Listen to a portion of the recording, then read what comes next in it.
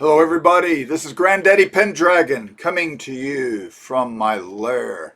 I'm sitting here trying to divine the answer to a question that maybe some of you have. And hopefully a question that we can shed some light on. That question is, why is it that a doll like this one, or a doll like this one,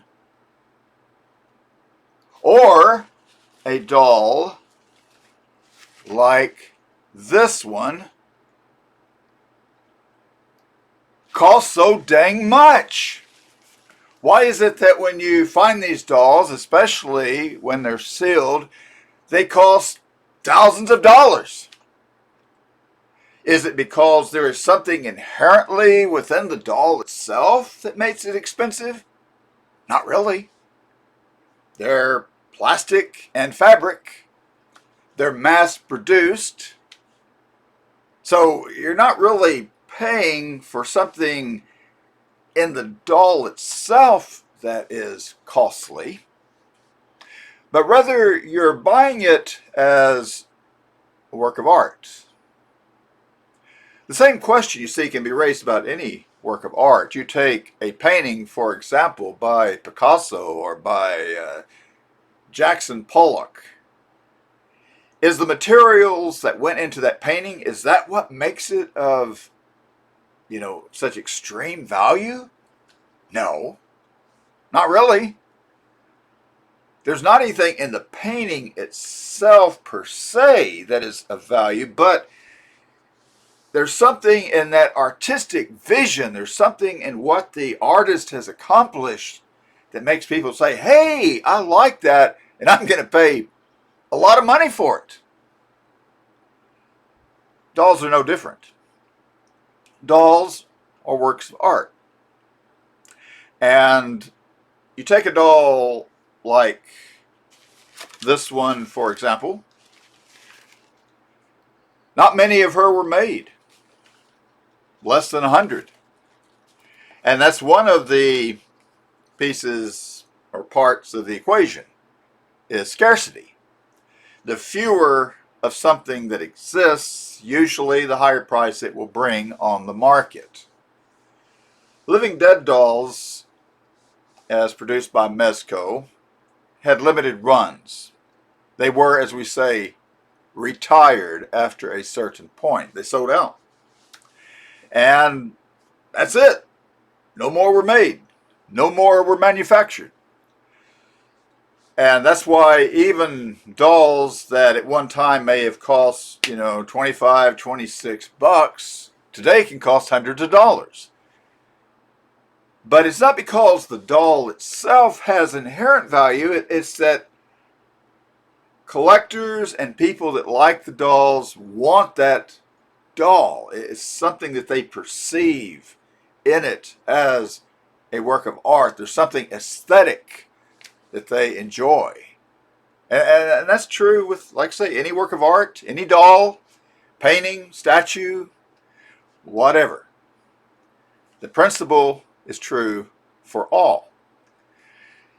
And so that's why you, for example, will have a doll that, like Living Dead dolls, is made in China, and I'm sure was not made for all that much, probably enough to maybe buy the Chinese worker a pack of cigarettes and a skewer of chicken feet. But yet that same doll can command a pretty high price on the secondary market.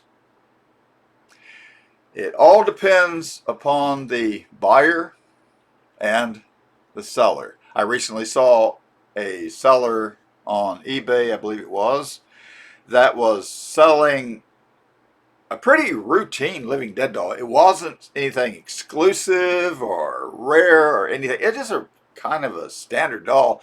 And they were selling it for over $1,000. I laughed. I thought, good luck, dude, getting that for that doll.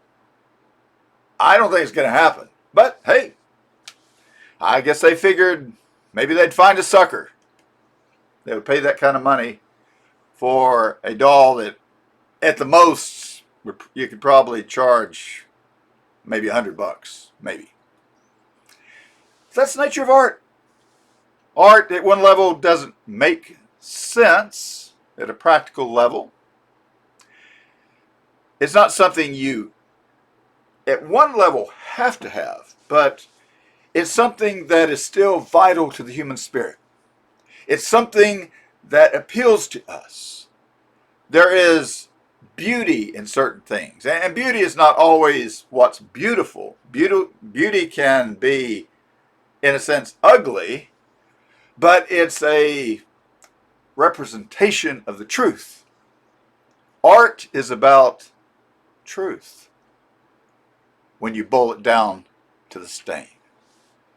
And that's why living dead dolls, particularly the more exclusive ones, the ones that not many were made of, can bring a lot of money because there are collectors that are willing to pay a lot of money because they love the doll, they love the way it looks, and in some inner subliminal way, it speaks to them.